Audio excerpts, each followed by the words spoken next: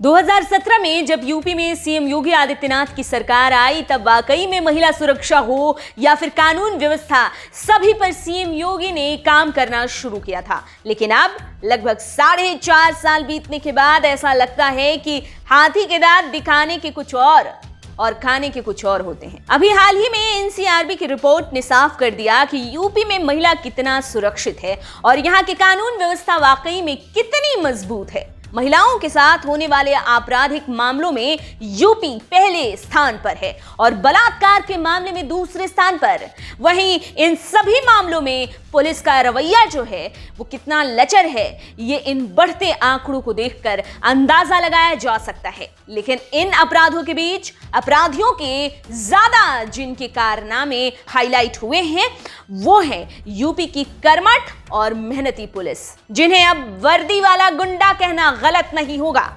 ये किसी को भी पीटते हैं, किसी को भी गिरफ्तार करते हैं, सबूतों को मिटाते हैं, पीड़ितों के परिवार को बरगलाते हैं, उन्हें धमकी देते हैं। लेकिन असल में जिस काम के लिए इन्हें नियुक्त किया गया है, बस वो ही इनसे नहीं होता।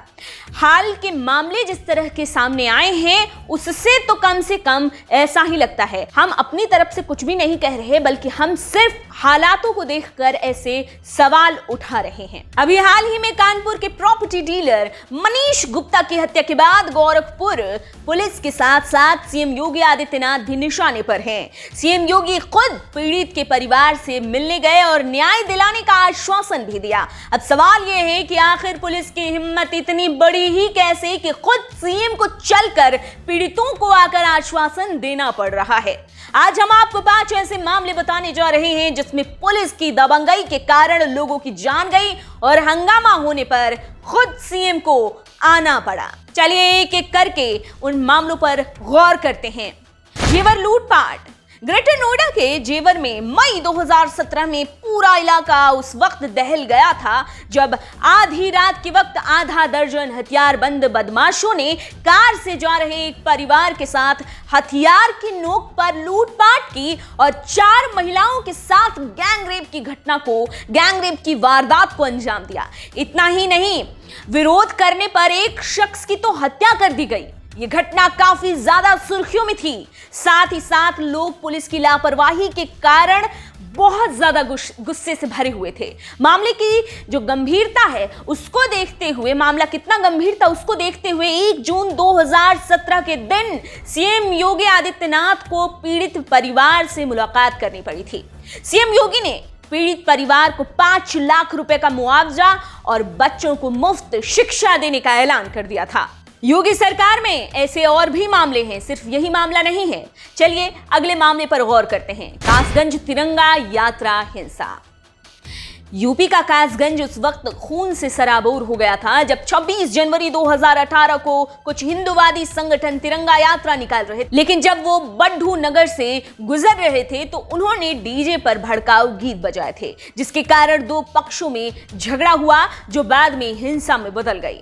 हिंसा के दौरान पुलिस की अंधाधुंध फायरिंग के कारण चंदन गुप्ता नाम के एक युवक की गोली लगने से वहीं जान चली गई, जिसके कारण मामला गरमा गया और घटना के करीब 4 महीने बाद 15 मई 2018 को सीएम योगी आदित्यनाथ फरौली गांव में तूफान पीड़ित परिवारों से मिलने चले गए, जिसके बाद उन्होंने हिंसा में मारे गए चंदन गुप्ता की फैमिली से मुलाकात की और न्याय दिलाने का उनको भी आश्वासन दिया।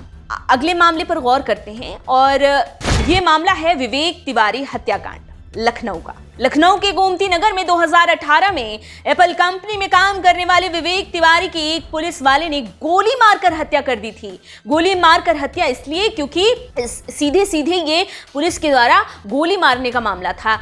पुलिस पर गोली मारकर हत्या करने का आरोप लगा।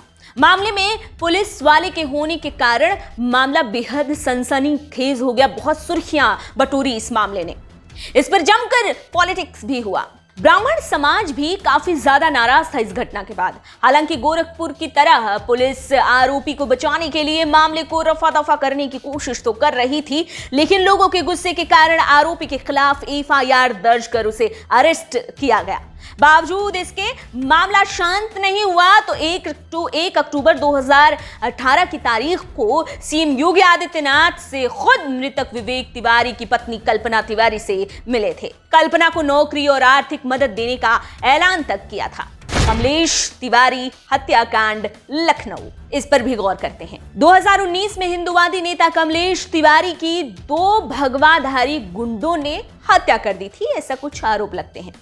दिन दहाड़े हत्या के कारण हिंदुवादी संगठनों में काफी गुस्सा भर गया, लेकिन पुलिस का रवैया तब भी लचर ही साबित हुआ। किसने हत्या की और क्यों, ये तक पुलिस पता नहीं लगा पा रही थी, जिसके बाद 20 अक्टूबर 2019 को सीएम योगी आदित्यनाथ ने मृतक कमलेश तिवारी के परिवार वालों से अपने सरकारी आवास पर 5 कालिदास मार्ग पर मुलाकात की थी। कमलेश तिवारी के परिवार वाले कमलेश का अंतिम संस्कार करने के लिए तैयार ही नहीं थे, लेकिन वो इसी शर्त पर उनका अंतिम संस्कार करने के लिए तैयार हुए कि उनकी मुलाकात सीएम योगी आदित्यनाथ से कराई जाए। सीएम ने कमलेश तिवारी की फैमिली को न्याय दिलाने का फिर से आश्वासन दिया। अगले मामले पर गौर करते हैं और ये मामला काफी ज्यादा सुर्खियों में रहा था। एक वक्त में जब ये मामला सामने आया था तब इस पर काफी पॉलिटिक्स भी हुई थी, विपक्ष सर पर सवार हो गया था सरकार के। चलिए इस मामले को जानते हैं। क्या था ये मामला? हाथरस कांड। ये मामला आपको भी याद होगा जब ये सुर्खियों में होगा। बीते साल हाथरस में पुलिस ने जो किया, उसके बाद तो यूपी पुलिस पूरी तरह से शर्मसार हुई थी। बलात्कार और हत्या के बाद एक मृतक लड़की का पुलिस वालों ने जबरन रात के अंधेरे में अंतिम संस्कार कर दिया, ऐसे आरोप पुलिस पर लगते हैं। मामले के सामने आने के बाद योगी सरकार और यूपी पुलिस बुरी तरह से घिर गई थी। इस घटना का रोष पूरे देश में था, जिसके कारण 30 सितंबर 2020 को पीड़ित फैमिली से सीएम योगी आदित्यनाथ ने वीडियो कॉलिंग के जरिए बात की थी और पीड़ित परिवार को हर संभव मदद का भरोसा दिलाया था। ये वो घटनाएं हैं जिसने यूपी पुलिस की लापरवाहियां और उसकी दबंगई के कारण सीएम योगी आदित्यनाथ को शर्मसार करवाया। ऐसे क्या हम कह सकते हैं कि वाकई में ये पुलिस वाले गुंडा नहीं है? क्या हम ये ऐसा कह सकते हैं कि क्या ये वाकई में गुंडा नहीं है, या फिर उन्हें प्रशासन या सरकार का जरा भी डर नहीं है? आप इस बारे में क्या सोचते हैं, हमें कमेंट बॉक्स में जरूर बताएं। आप अपना फीडबैक दें, अपनी राय रखें और हमारे साथ बने रहें।